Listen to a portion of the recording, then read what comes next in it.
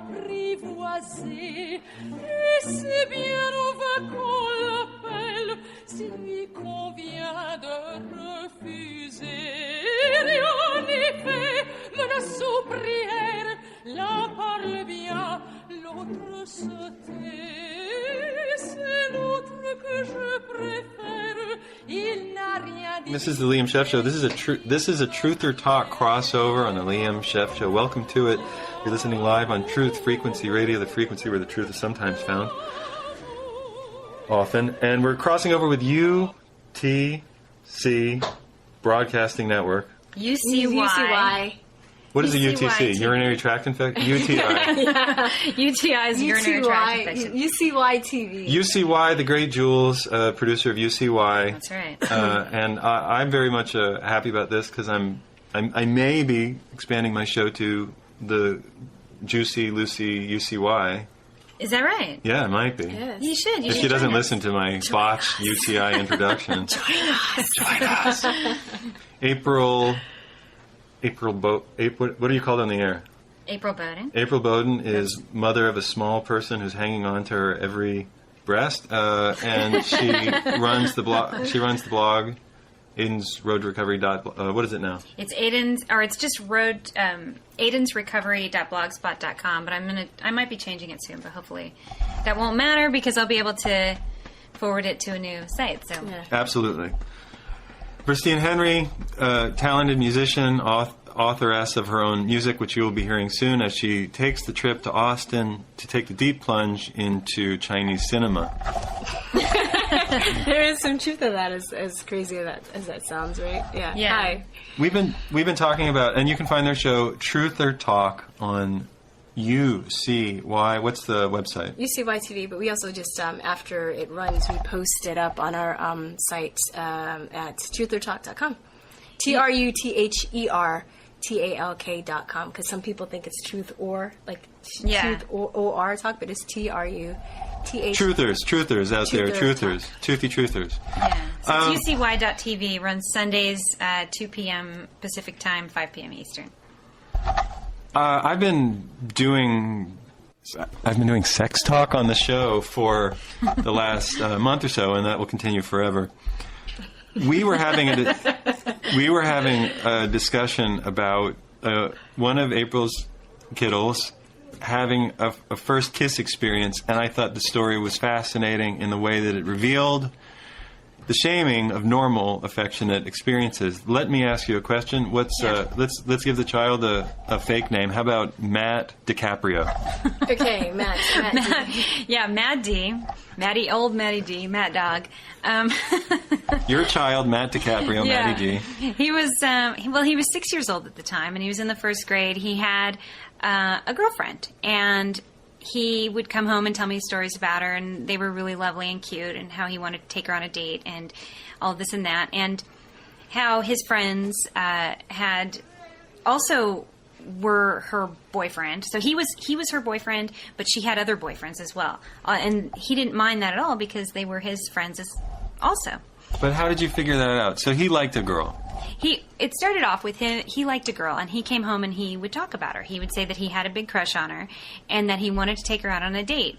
So I said, "Well, what is a date? What do you mean, like a play date?" And he says, "No, a date. Like it's where you and Dad and me and her, we all go to a restaurant. You guys sit at one table, we sit at the other, and then at the end of the night, we kiss." Right. Okay. So this is very sweet. Yeah, it's very this is adorable. very sweet-natured. We'll go out. You and Dad will go out. You'll order the food you order. We're going to have our own table. Mm-hmm. You'll leave us alone. Yes.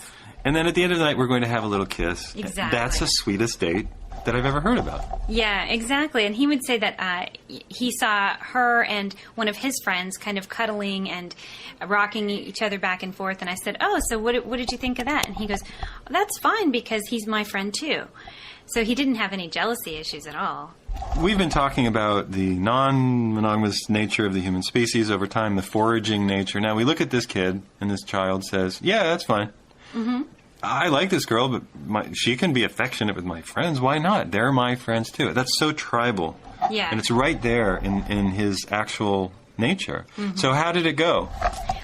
Well, he ended up being kind of scolded for it. He was going to an after-school program at the time, and some of the older kids that had been there, because in the after-school program they all kind of mixed, and so these were some of the 4th and 5th graders. He was in the 1st grade at the time, and they were encouraging him and this girl to kiss each other. And so they did, and then the teachers scolded the kids and told them that they basically acted inappropriately. And so he was so embarrassed and humiliated by this. He went from just adoring this girl to basically hating her because he felt that, he was just embarrassed by his actions because he had been made to feel that it was shameful. He was embarrassed by the teacher's response. So he likes her. Now, the 4th and 5th graders have had more indoctrination from the shame police, the affection police.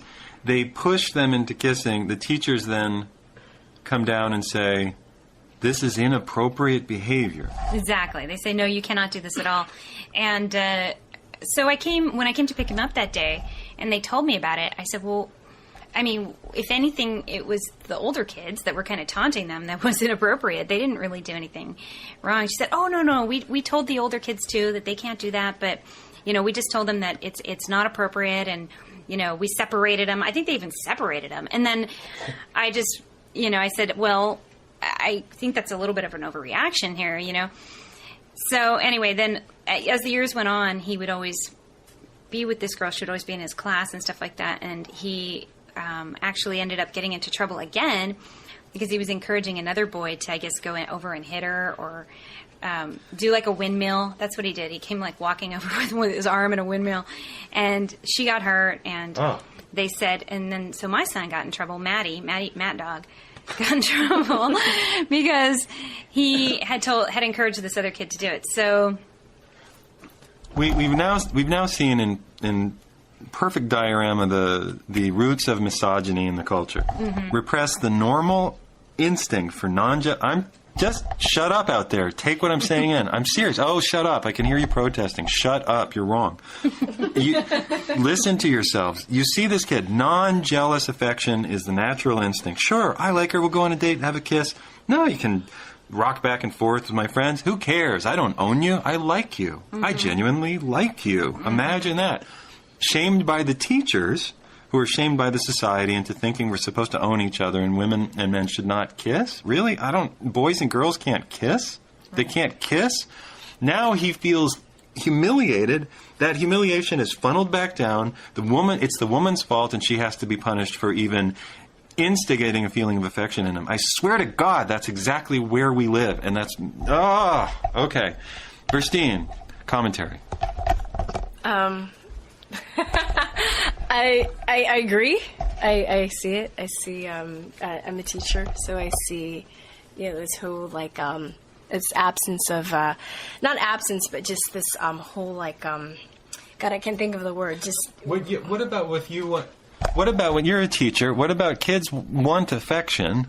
Mm-hmm. And you're a teacher. We're no longer allowed to hug or pick up or talk. Well, so talk about school. Yeah. So I remember when I first started. I was a long-term sub for a while, and I taught kindergarten and special ed, and I had a child to come up and hug me, and then somebody was like, "Oh yeah, you're not allowed to let the children hug you," and I was like, "Are you kidding me? How do you not hug a child? How do you not let a child not hug you?"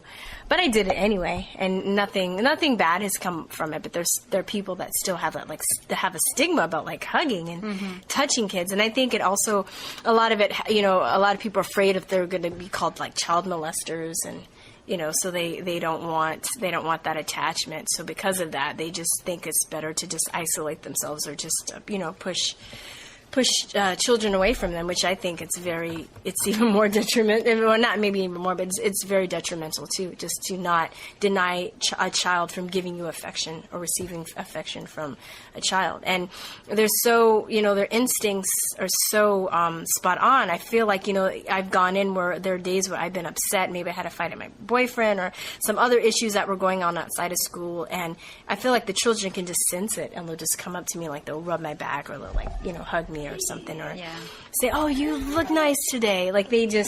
They know on some level, and it just makes my day. It's very weird, so I don't know. Yeah. Yeah, well, when you bring up the hugging, that reminded me, that was another incident with my other son, Aiden. And, Aiden... A-Dog. A-Dog. He's on the autistic spectrum, and he's the one that I write about at Aiden's Recovery. But he was taught by one of his teachers, because he would always come in for these big squeezes, because he would like the sensory pressure and the proprioception, and they taught him how to turn around and do it backwards, because they said it was inappropriate for him to come in and hug front, like your chest, your front, your body. Why? Because if it's a woman, like I hugging guess the breast? they felt that was inappropriate, so they told him that he had to ask for a squeeze using his sign language, but turn around and be squeezed from the back. That's just retarded. Well, when he brought it home, I was like, no. No pun intended. I said no. That's not. I'm mommy. I don't want you to give me. He would do that to me. I'd say, do you want a hug? And he would turn around, and I said, no. I'm mommy. You mommy hug. Because not only is it for the sensory squeeze, but it sets off this oxytocin. I feel it as well when we squeeze really, really tight, and the longer that we go, it's, I guess, that feeling of love, or that you feel it in your body. Yeah, it's like, yeah. and then it sort of makes you feel better, whatever you're dealing with. It's interesting too. I observed my cousin's father, and he's a wonderful, amazing, awesome father who loves his children. So it's nothing against him. But I remember, I just thought it was interesting, where maybe his son was about 5, 6. He came up to him, and he hugged him, and he pushed him. He's like, "Don't hug me, you punch me to show me that you love me." And I was like, I guess he was afraid of his son being like really feminine or something. He wanted to like make a man up. So anyway, he just had him to like punch him. And I was like, that's just very interesting. But not like he shows his son love and affection all the time in different ways. But I just thought it was very interesting. A lot of punching. Yeah. No, I mean he's a great father. Terrible man. No. Terrible, awful man. Shame. But it also, I think, goes back to too, like how men in this society, aren't allowed to express their emotions. Mm-hmm. And I noticed this a lot. This hit me when I was studying acting for a while. That I noticed a lot of the women were able to cry on cue much easier than the men, and the women, it was harder for women to show their anger. But it was easier for the men to show their anger, but it was harder for them to be vulnerable. It's like switched. And I think, I got this is conditioning, that we in society. And then that's why, men are crazy when, not really crazy, but when it comes to their emotions, they don't know, they're not allowed to talk about their emotions. They're not allowed to cry. I have one guy friend, if he has issues with a girl, he'll go punch holes in the walls and drink. And that's how he deals with it, So, and Boys don't cry. Yeah. I know, and a lot of by the Cure. Yeah, it's true. Our everybody's gay Uncle Robert Smith, but I swear to God, he looked like he could cry. Yeah, he did look like Boys don't cry. He cried while he was writing the song. Mm-hmm. So that's I an mean, accurate song. yeah, but I'm a boy girl, right? I'm male, but I'm like absolutely at home. With all my feminine tendencies, I menstruate. I wax. Yeah, that's a little bit too much information. But a little too much information. But I'm very affectionate, very loving, very open about all this kind of stuff. What do we get from affection? We get dopamine, from happy contact, oxytocin, from bonding, hugging, cuddling, kissing, self-esteem, but serotonin too. But just absolutely clinically, if you want to be a reductionist about this, you get dopamine, oxytocin, and serotonin. You also make endorphins, which are better than morphine for pain. Now, everybody's on drugs. Every kid, 50-60% of kids are in some schools are on some sort of drug to calm them down. Yeah. Go to a public school and it's just a med center in a lot of places. Now, wait a second. Now, the teacher can't just give, come here, kid, have a hug. It's fine. You could do a training seminar that you said a hug is, this is a hug, and this is a hug, and this is a hug. Mm-hmm. And that's all fine. Yeah. But we can't do that. Why? Do you know, people confuse very quickly now any affection among people as either sexual misconduct or sexual abuse. If you, throw a child in the air. Children climb on adults. Mm-hmm. It's their natural tendency. Like, I'm going to climb, and, you're like, all right, I'm just going to sit here, and then I'm going to throw you in the pool. Yeah. This is our natural. This is our nature as a species. We're physical and playful. when did we decide? I used to get thrown around by adults my whole childhood. Yeah. Thrown and flipped and spun, and there was only one guy who was inappropriate with me, and he was a closeted, I believe, closeted gay son of a very Catholic family who didn't touch but spanked, who forbade any kind of sexual discussion. But there, this guy was being wildly inappropriate. Right. And I don't mean like tickling or giving me an eye. I mean, he did stuff to kids in the neighborhood with his private parts. That's different than a hug. Yeah. I don't know why people can't tell the difference between actual abuse and the fear of it anymore. I'm just sort of wondering. We had a kid outside fall. Mom's probably going to have to go, no, he's recovering. He's fine. He just fell on his head. We're going to see if the tears come. Some whistling. He's dealing with it. We don't know. Could burst into emotion. Yeah, his attention somewhere else. We're working on it. Yeah, he We're working looks on it. okay. So when did this happen? When did it happen? Because they were, the Catholics were molesting the crap out of kids in the 70s and 80s. Yeah. So when did it happen that people decided that everybody who was emotional, feminine in the sense of compassionate, was deranged? When Different strokes. I'm just kidding. I don't know. Tell that story. No, it was just different strokes. No, Tell that story. TV show? No. Yeah. No. I'm just. Whoa. Oh. Uh-oh. Okay, screen door is now bent and broken. Mom is going to kid. Virstyne, let's continue this conversation. Okay. Everything's all right. He broke the door. You okay? That's what kids sometimes do. No, I was kidding. So you were asking. I mean, I don't know when. Well, in Different Strokes, it was a television show in the 70s, and they did an episode. 70s, 80s. Well, they talked about like. No, I think Arnold was somebody was on the show. They're his friend. I remember there was an episode where like they were shopping with their older sister, and they met this guy. They somehow got in contact with this guy, and this guy wooed him with the video games and saying, "Oh, come up to my place," and blah blah blah. And then he ended up locking him in a room, or his friend in a room, and then his friend got molested. And they did a couple of episodes on molestation. Right, awful. And then there was an episode on rape on The Facts of Life. Yes, they probably did one on Different Strokes, because Different Strokes was always doing like stories about that. Yeah, it was a strange show. And I remember like they'd have the advertisement for the episode, and you'd hear like the piano playing in the background, and then like everything would be going in slow motion, and So that was the Norman Lear generation of television. People would, Edith Bunker was raped on All in the Family. Stop. I know. By who? I was, it was very uncomfortable to watch. Who raped her? I don't know. It was George Jefferson. It was George Clooney? It was George Jefferson. It was not George From the Clooney. Facts of Life. It was George Clooney from The Facts of Life. Came over to the Archie Bunker land. No, it was depressing stuff, so they don't do that on TV anymore. Yeah. Like, comedies do not do anything like that. Yeah. But my question is, I don't... in tribes all around the world, their kids play with kids. Kids are raised essentially in kids groups. You're not surrounded by adults all day, number one. You're surrounded by people in your tribe, number two. Number three, adults aren't sexually repressed in many tribes. They're allowed to have adult relationships with each other. It depends on the tribe, whether they're a herding culture or whether they're very punitive. But I tend to see the terror being passed on from adults to normal behavior in kids. Like April was saying, she's being a mom right now, but exactly. Like April was saying, the normal behavior of her son was turned into something abnormal, and then he became quasi Tony Soprano violent. He had somebody else do a slight act of violence. Exactly. Because of the suppression of a normal desire to give somebody a kiss or a hug. Yeah.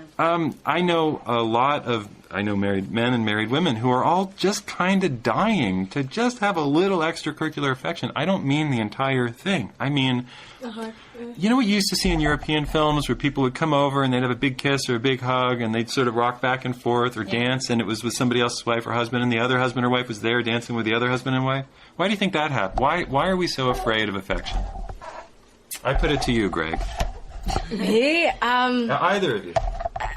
I think we have been conditioned to think that it is. I think you said this earlier, some form of like sexual deviance or sexual corruption, or that it's wrong, that we're cheaters, that we don't deserve it. Maybe. I'm not afraid. I'm very fortunate. My friend was very affectionate with me. But I know people that aren't. I know. Yeah, I don't know. What do you think?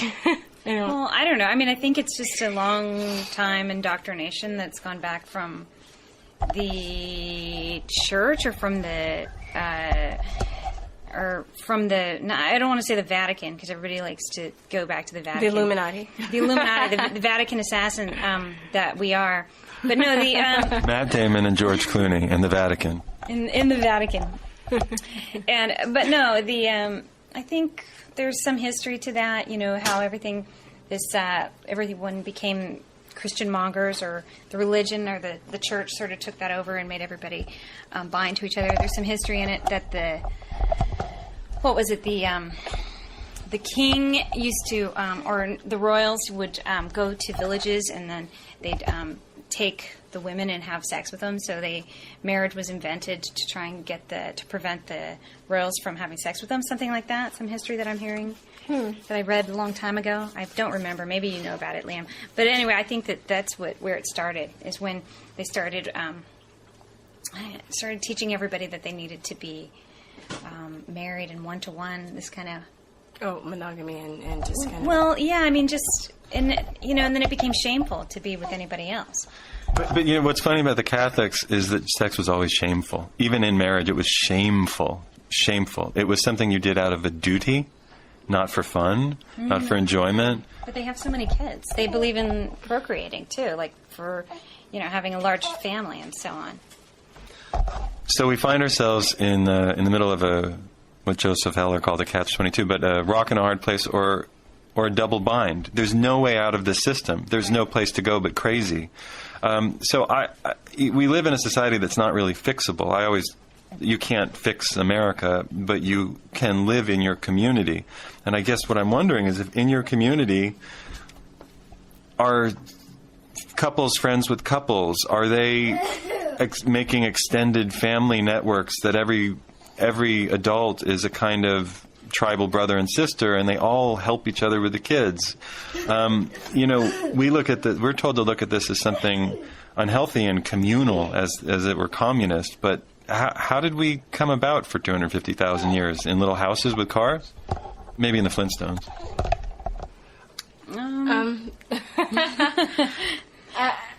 Well, we're definitely not like that. We don't tend to know or trust our neighbors for some reason. Everybody, Virstyne and I were talking about this not too long ago, I think on air, because we had somebody on our show who was a victim of the latest police state nightmare, and how her son was caught doing some vandalism in the neighborhood. He was graffitiing on the walls, and whoever turned him in, back in the day, your parents would be notified. Someone would come to the house, and you would have to go. Your punishment was to go and clean it up. Maybe you were grounded, But this kid, somebody called the police, and this kid's done 7 days in jail. He's 12. He's 12 years old. And he goes into juvenile hall with kids that are, 17, 18 years old, grown men with full beards and all that. Can you imagine the horror? And that's our society now, is that it's like, don't talk to the family. Don't just go, mano a mano. Don't just complain to the neighbor. Go, because everyone's afraid. Somebody to do it for you. Yeah, we're just scared of each other, maybe. Right. Yeah. So, help from, you can't even get someone to tell you when your child's in trouble, let alone, like, someone who's going to help you with your child. Yeah. So, we're scared of each other. Exactly. Yeah. So, whether it's, like neighbors, that you can't even walk next door and ask your neighbor to turn down their music, or exactly, or like you said, check on the child. And I remember my mom would, growing up, the whole neighborhood, they looked out for each other's kids. Yeah. And if like my mom or my brother, my uncle was doing something, the neighbor would see, and they would tell my grandmother, I guess, before, they would call the police or whatever, or or in some instances they would handle it themselves, My mom said that they were allowed to, that if they were friends of the family, they knew each other, you were allowed to spank each other's kids. Which I thought was really interesting, and nobody was like, you're going to jail, or this is child endangerment or whatever. And I don't feel like my mom's generation suffered as a result of that either. If kids getting spanked, and they weren't like abuse too, because that's a whole nother show you can talk. I think there's some people that can make the distinction between disciplinary action and abuse, like physical abuse, because I think there is a difference. But people just kind of put things all under one umbrella. Like if you leave a bruise, it's abuse. Yeah, I mean. Oh my God! Don't leave any bruises, people. No. Virstyne Henry said so. I've had bruises by being spanked before, but I'm talking. I mean, it's just like the difference between if a child has a knife and they're going into an electric socket, and you can't really communicate to that child to stop doing that. You have to spank them on the hand or spank them on the butt to let them know that they can't do that. I don't think that's bad. But then if you're coming home and you're pissed and because of your life, and you beat your children so bad that you break their arms and send them to the hospital, that's abuse. There's a difference. And on that note, this is I know, a subtle outro. This is a mind meld. This is a Liam Scheff Show, Truth or Talk mind meld. See you after the break in 2 minutes.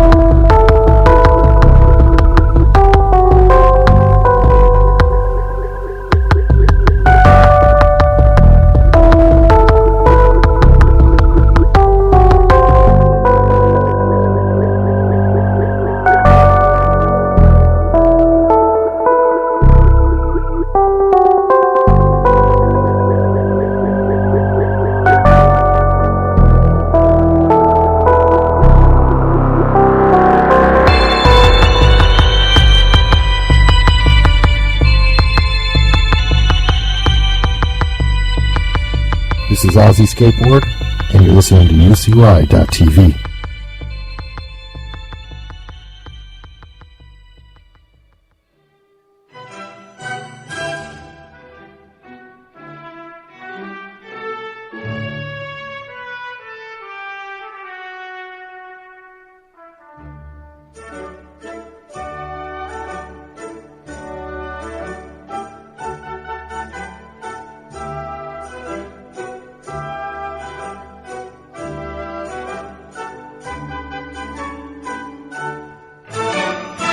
And we're back. This is the Liam Scheff Show.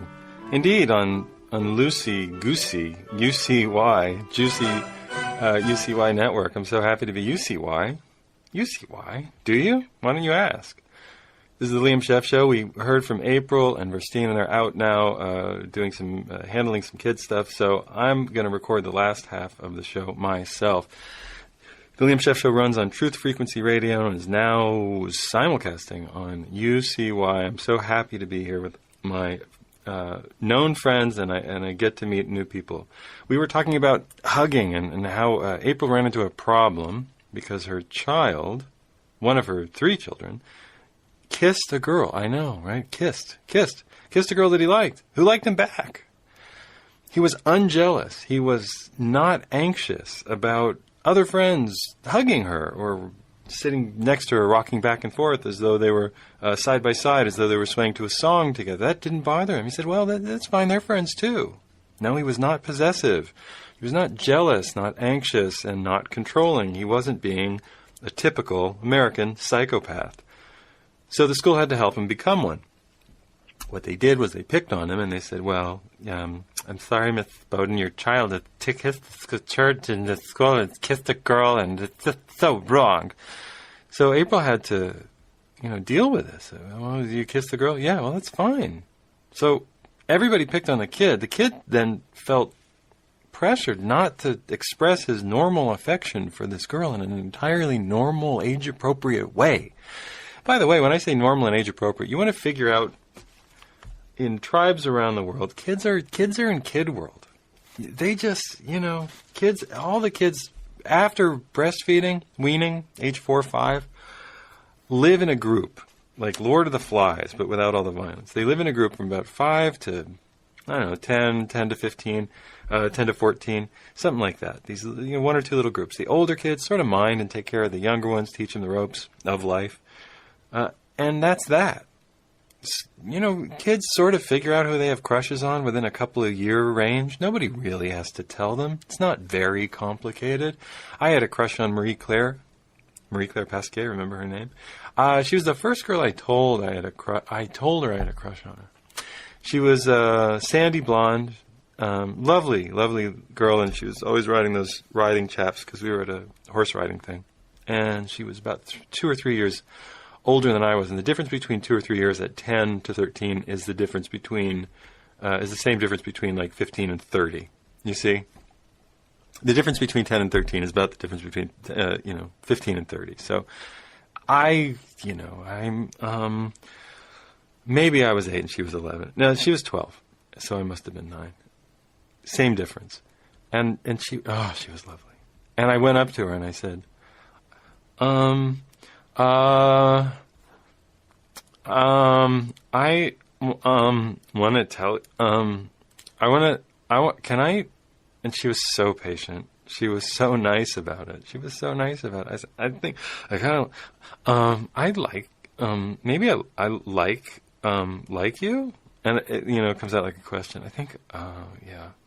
And you don't say this stuff when you're older, like, what you say to older women, like, I want your knees to bang into my ears. You don't say that kind of thing. You're a kid, so you say, I kind of like, because you have no idea what you want. Like, why do you even, there's no concept of like what happens next. There is no next. Like, oh, I like you too. And then you look at each other and you hold hands, and then she kisses you on the cheek, and you run away. And you run away. So I said that, and she was so sweet, and she was a sophisticated young lady even at that age. And she said, "That's so sweet. I've had crushes, and you're such a sweet boy, and you'll grow up and you'll be a great boy, and all this kind of stuff. And I said, so you don't? He said, no, I sort of have a crush on this person, but I like you. We're friends. Are we friends? Yeah, we're friends. We're friends. And I said, I remember what I said. I was so, it was so sense-oriented even then. I said, you smell good. I like the way you smell. She said, I smell like B.O. And I thought, I wonder what B.O. is. Is that a kind of perfume? And I went around. I wonder what B.O. is. Is that like Fabergé or what is that? It took me a long time to realize she thought she stunk. And I think I might have even said, what's B.O.? I think she told me. And I said, no, you don't understand. You don't understand. I'm a male. You have female pheromones. Everything's fine. Everything's fine. Sweat it up. Sweat it out. So April's little boy, probably about the age that I was at that point, kissed a little girl his own age on the cheek, and the school said it was a terrorist act and he had to be put in detention. Well, not quite. They made him feel terrible about it, and then his natural affection for her had to go underground, and it became animosity. And then, like all of the highly religious wackos in the world, and you could be you can be a religious, religion about, you can be religious about science, you can be religious about religion, whatever. Pick your poison. You can take it as a fundamentalism. Most science is just fake Victorian, nonsense. We still live in the late Victorian era, and as we go on with the show, I'll explain what I mean point by point, or you can read it in my book, Official Stories. Link to the website. But the wacko religion says, anyway, it's not even worth talking about. So you're now supposed to. He now has animosity towards this woman, like all the religious people in the world who go, women are the temptress. Women are the temptress. Why are they the temptress? Why are they the temptress? Why aren't you just excited by them? Maybe you're just excited by women, or maybe women are excited by men, or maybe some women are excited by women, or maybe some men are excited by men. Big whoop. Big whoop. Congratulations, you're alive. Congratulations, you're actually living your life. Congratulations, you're not dead. You're not dead on the inside and pretending that all your attractions don't exist. You're not suppressing everything so that you fit in some weirdo psycho-Judeo-Christian model of the universe. Congratulations, everything works. Your mind, your heart, your soul works. You have an attraction. Good for you. You have an attraction to somebody in your peer group. How exciting. You're into a slightly older man or woman. Good for you if that's your thing, I guess. I dated older when I was in my 20s, a little older, not much. I only dated a little younger when I was in my, I never dated younger until I was actually I had a kind of internal prohibition about it. Like, I will not date younger, Nope. And I had a couple of crushes, too. When I was 17, there were a couple of girls who came into school who were 14, 15. And, we were within that age range, and I just kept them very in the safe friend zone. Because I was, no, it's too... And now you think, what's 2 years, right? Now you think, what's 2 years? But at the time, I was like, no, that wouldn't be appropriate. Actually, Rachel Yucatel, I should say, was one of them. Remember Rachel Yucatel who got into trouble with Tiger Woods? She went to the same school that I did for a little while. She was a beautiful girl, and she was funny and clever. And really, we made each other laugh. And I think it would have been a very sweet thing for us to, have a date, but we weren't allowed to because it was a boarding school. We weren't allowed to. She was a sweetheart. She really was. Whatever. You don't know anything by what you read in the press. Nobody knows anything by what they read in the press. So she had sex with a guy. Big deal. All right. So this kid gets into trouble, and then what happens? It turns into this religious animosity like happens to people all over the world. Oh my God, now they hate women. Why do they hate women? They don't hate women. They want it to be very loving. They want it to express normal affection. Then it goes underground. At that point that it's underground, it becomes hatred, animosity. We blame the women for the normal thing that happens in us. And now women think that all men are, well, actually a lot of guys do. See, guys aren't trained. It's tough because guys aren't trained to accept the fact that they get very turned on. And, nobody says, you have to learn to talk to females. You have to find your emotional center. You have to, give process. You have to tell what's going on. This grunting thing and disappearing into video games, this doesn't work. Nobody understands you. You're never going to be happy. You're always going to be a miserable son of a bitch. You have to let this stuff out of yourself. Nobody ever says this. So now what do we get? The kid gets upset, and then it sort of instigates or is part of a thing that somebody is, slights the girl and is unpleasant with the girl, and then he gets in more trouble. Well, why didn't they just say, hey, great, you had a little kiss. Good for you. Is that your little girlfriend? Great for you. Love that. Do it. Give her that kiss on the cheek. Go hang out. No problem. Big deal. They're not the only ones. It's come to this. Now, this all happened within the last couple of years. It's come to this. Hugs banned at Maryland schools. I don't know that they were banned. Let's read this. Some people say California is the most liberal, progressive state in the country. I don't know. Maryland is far worse, says the author, Katie Pavlich, writing at townhall.com, which looks like, psycho right-wing thing. Let's just read. New rules for this is she's quoting an article from somewhere else, which is another news site. New rules for visitors to St. Mary's County, St. Mary's County Public Elementary Schools ban hugs and homemade food to anyone other than a parent's own child. Hey, it takes a village to turn children into psychopaths, doesn't it? The guidelines, which are now in effect, limit the activities of some volunteers, school officials have said, but are needed to ensure safe environments. A committee of several parents and principals from elementary schools in St. Mary's County met 4 times last fall to review and recommend new best practices. These are best practices. It was in Maryland where 7-year-old, is a year and a half ago, 2 years ago, 7-year-old Josh Welch was suspended from his Maryland school for 2 days after biting a Pop-Tart into the shape of a gun. Quote, it was already a rectangle, and I just kept on biting it and tore off the top, and it kind of looked like a gun, but it wasn't. Welch told Baltimore Fox Station, all I was trying to do was to turn it into a mountain, but it didn't look like a mountain, and really it turned out to be a gun, kinda. Not to mention Maryland is doing everything it can to allow the state to raise kids by keeping parents out of schools. Quote, the new, let's find the sources. Oh, the Huffington Poop. The new guidelines limit lunchtime and recess visits, ban handing out birthday invitations at school, and prohibit visits during the school day by younger siblings. It takes a village to turn a child into a sociopath, doesn't it? A narcissist, a lonely, isolated narcissist. We think it's the right balance between safety and parental involvement, said Ava Brown Hitler, Executive Director of Elementary Schools and Title I. That's not her real name. She said that elementary principals had reported many issues relating to school visitors. All right, school visitors. What's a school visitor? Siblings? I'm confused. Parents should not approach teachers for a these are the other rules. Parents should not approach teachers for conference while visiting. According to the rules, the meetings should be scheduled ahead of time. Siblings of students are not allowed to visit during the school with the parent during the day. Oh, man. All right. Are kids allowed to hug kids, though? Maybe still. We don't know. Not in New Jersey, as of March 23rd, 2012. The 900 students that, I'm reading from ABC News. Trust what you read at ABC as far as you can throw the internet.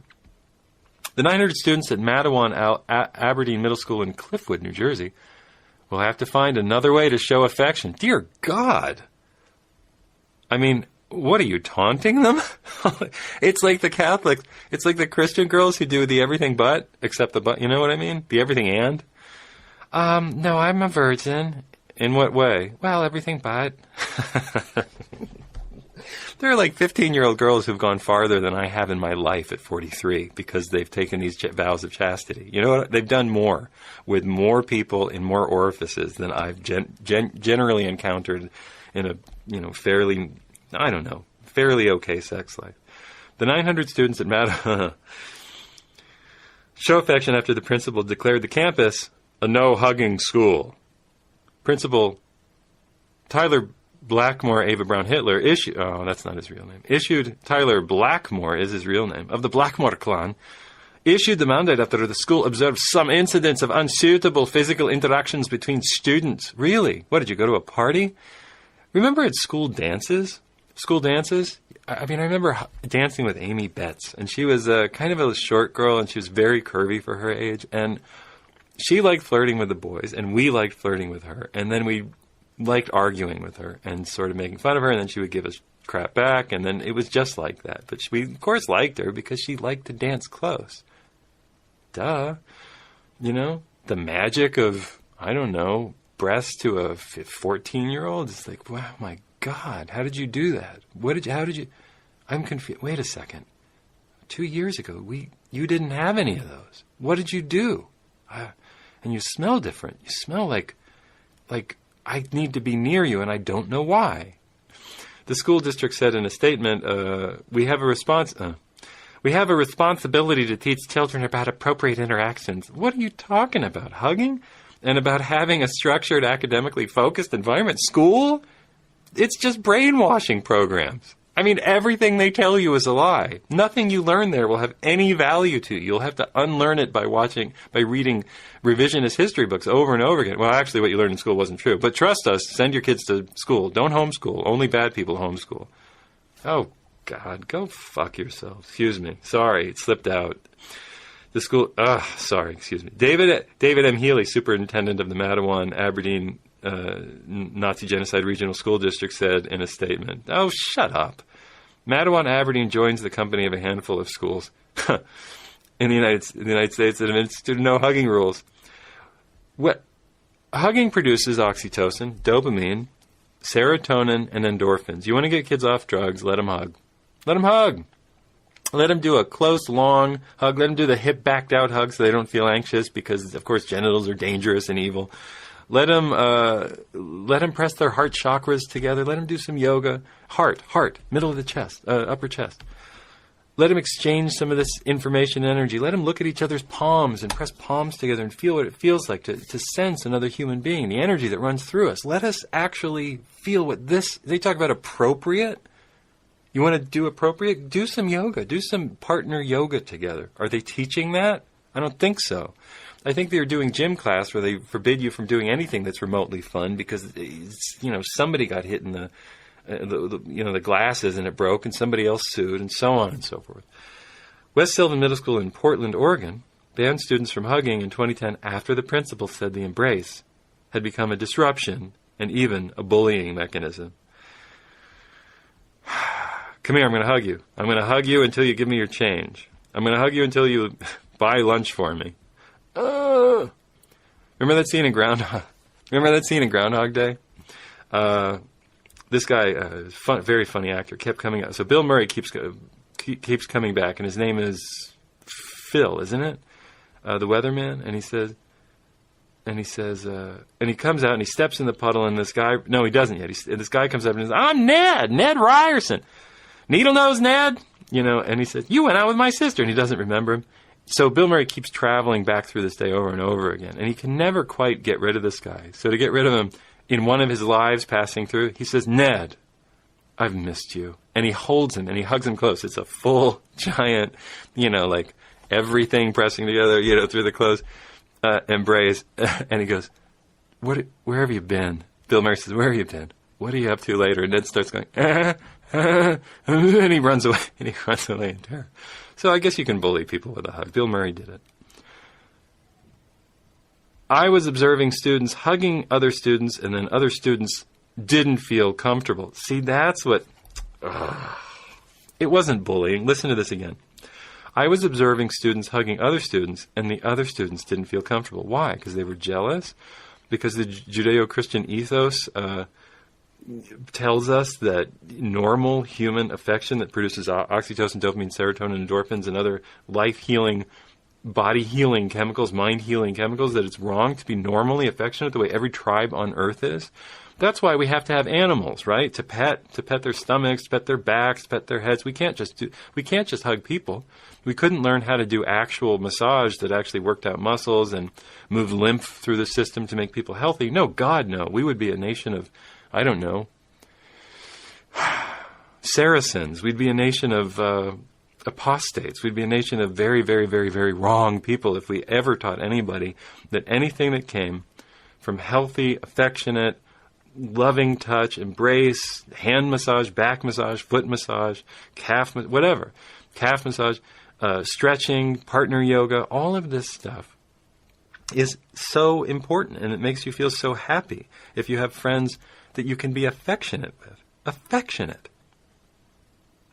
And by the way, if somebody bangs, if you're walking along in the hallway and your hand hit, what do you have to go to the police now? Oh my God, I was walking along and accidentally, I think my hand hit her boob. Well, you're suspended. You're suspended. In fact, boobs are banned in school. No more females and no more males. No more hands. No more anything. What are we going for? We need to loosen up this Levitical slam dunk on people's minds. What we have going on here is the total victory of this herding culture mentality that says that sex is disgusting unless it's practiced by men who own women. That that marriage is fine and it's good for women and everybody's monogamous, including men, except for the strip clubs and the secretaries and everybody else. They bone on the way to the wedding ceremony and everybody they bone on the way after. But it's just guy stuff. It's just guy stuff. Don't worry about that. And women are sexual too. Adult women are. People are sexual. And sexuality changes over the years. And by the time you get into that coming of age period of 14, 15, 16, you want that safety of your peers to be able to hug. You need it. What are you supposed to do? What are you supposed to go look at porn on the internet like every frustrated, Bible-thumping, freakish male in this country? Hypocrites. Is that what you're supposed to do? You're I mean, at that age, you can't hug. I mean, the best times I had in high school was a beautiful girl. What was her name? God, I loved her. Oh, she was so gorgeous. We were friends. I mean, we were genuinely friends, and she ended up going out with a friend of mine. And, I sort of tolerated the jealousy a little bit because it was great to spend time with her. And then I got a little shitty with her at one point because they broke up, and I regretted that, I mean, you regret not being kind to people. God, Diane, and she was tall, so, you thought of her as Wonder Woman, right? But she was startling blonde hair and blue eyes. And we would sit, and she came over, and we would watch all this stuff, and these silly. There was no internet then, and there were no DVDs, so whatever you wanted to watch, you had to go to the video store, which was nice. It was an improvement over what had been. There were no videos, and we watched silly things like the Monkees or whatever. I mean, like the comedy musical act, the Monkees. And I'd rub her back, and I'd rub the hell out of her back, and I was really, it was good. It was like, and she knew it was good. It was like sensual massage, and she'd rub my back, and she was so kind to me, and it was so nice, and it was so loving, and we never, unfortunately, but it was fine. We never took our clothes off. It was okay. It was wonderful because I had a safe friend. It was great. It was the best non-sex sex that I'd had at that point. It was not even. It was just loving. The herding culture that we get this mentality from were the cultures that essentially invaded the Greeks and the Romans, the Achaean cultures that invaded Greece, the Hebrew cultures that collided and clashed with the Roman culture, I think the Aryan culture that clashed with the native Indian cultures. These herding cultures pushed animals across distances. They milked the females. They killed a lot of the young that weren't the right sex for them at that point. The males would pull, the male animals would pull things in the field, and then they would all be slaughtered. These cultures didn't farm as much, even though I just talked about the field. The real herding cultures would just drive animals. Sometimes the women would stay back in a settlement and farm. But the herding cultures learned that everything was dependent on how many cows you had. You could trade cows. The head of a cow, in Latin is called a capita, or head. You say decapitate. So we get our word capitalism. Capita, capital, head of cow, for how many cows you have. We learn to value everything by the number of animals that you have. Now, if the pen got loose at night, you would lose everything. If your animals got sick, you would lose everything. You'd have nothing. It's not like you were a forager and you had all the time in the world to go out and gather food and this sort of thing. You had to own the animal. And women couldn't really be involved because the animals could be dangerous. And the women had to, and you didn't breastfeed as long. You could hit your kids because they really had to do exactly what you said because it was dangerous to make any mistakes. Women then were property because the children were property because the male children had to inherit the capita that you had. That's the way it was. It was brutal. And then life was, the crop and the prod and the knife to bleed the animals, to kill the animals. Life was slaughter, burnt offerings, as they say in the Hebrew book of, ancient Harry Potter wizardry called the Bible. Anyway, This is Liam Scheff. You're listening to the Liam Scheff Show on UCY, and Truth Frequency Radio with the great Chris Gio, a funny man and a friend. I'm happy to be broadcasting on a new network, and the show should be increasing to 2 hours soon. With guests, we'll talk about the different kinds of amory, mono, poly, etc., or Augie. Talk about the different ways that we have been told not to be affectionate, told how good, we'll talk about how good affection is for you. We'll talk about the problems that happen when you just, criminalize every sort of normal instinct in people to be kind and to form, healthy collectives. We'll talk about the darker side of things, the abuse that happens, especially in, the people who are the most vindictive and the most Bible thumping. I tell you, they have a special way of committing the most heinous acts, and we will talk about some of that. But I often want to keep it, positive and encourage people to build larger relationship networks. So we're going to be doing that too. You can find my book, Official Stories, a reverse textbook to all the lies I was taught in school, on Amazon.com. I look forward to seeing you all next time or hearing from you. You can go to my Facebook page, which is my name, Liam Scheff. Just find me there. It's linked at both network pages and on my website, liamscheff.com. SCH like school, which we were talking about, EFF, like everybody is friends with Frank. It's not very good. All right, here comes the music. We're out. Go buy my book. Read it. It's fun. I swear it is. Come on, you can do worse. Bye.